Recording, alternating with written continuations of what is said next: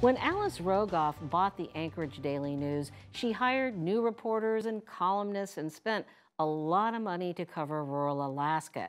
She seemed to have the wealth to subsidize the paper, but suddenly the gravy train has come to an end. Usually when the newspaper carriers arrive around midnight, there's an air of excitement. But some, like Michael Raybon, say it's been replaced by uncertainty and fear. It's just hard living in these times nowadays. Michael has seen the number of deliveries drop in just the few months he's been a carrier. I've had a couple people on my route switch to online subscription. It hurt me because that's money out of my pocket because I did that. When Alaska Dispatch bought the Anchorage Daily News 3 years ago, there were high hopes for the merger of the two publications. Well, that's our mission, is to have 2 + 2 = 5, so to speak. Alice Rogoff and her partner Tony Hopfinger made the announcement on KTVA's Daybreak. Rogoff had bought Alaska Dispatch from Hopfinger and was ready to bankroll a new era in Alaska journalism under the name Alaska Dispatch News. It felt appropriate since our mission continues to be statewide coverage. As the wife of David Rubenstein, one of the richest men in the country, Rogoff made a splash in the Washington Post, which focused on her glamorous Alaskan life, her seemingly limitless power and influence, and the trappings of wealth, like her big house on the shores of Campbell Lake, where she hosted President Obama on his trip to Alaska. Against that backdrop, the $34 million purchase price didn't seem out of line, especially after she sold this building to GCI to help pay for the deal.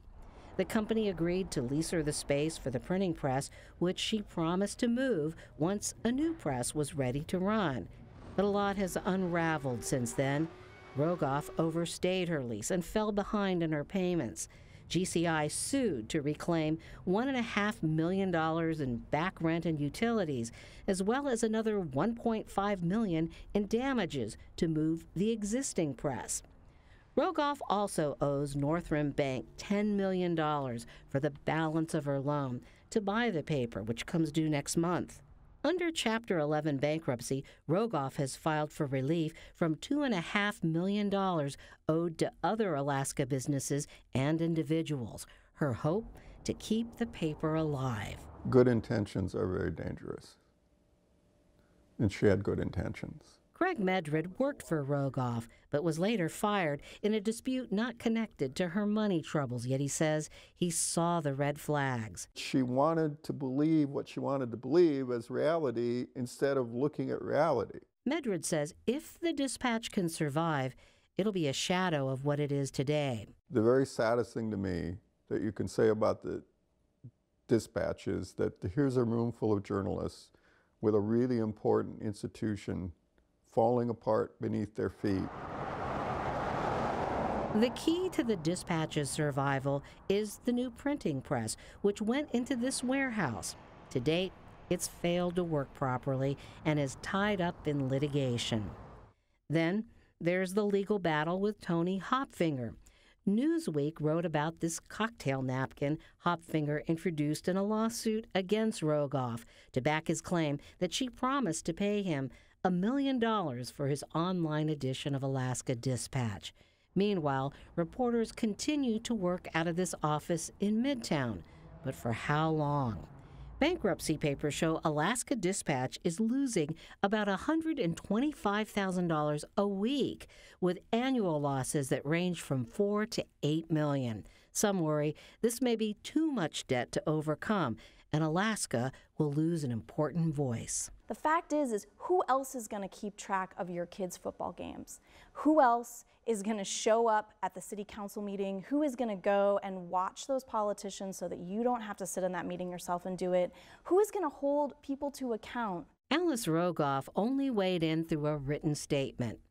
I think by now that most of you know owning this news organization has been a labor of love for me. The body of work done in our time has been as good as we could hope for. I will say this.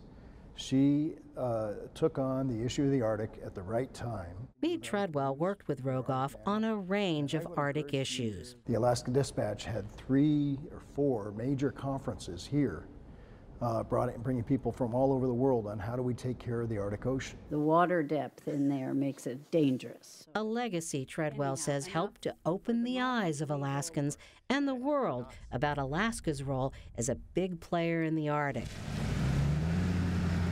For now, Michael Raybon has his own challenges. This is my only job. This is my only source of income. Whatever happens, it's a difficult road ahead, a road that once seemed so promising.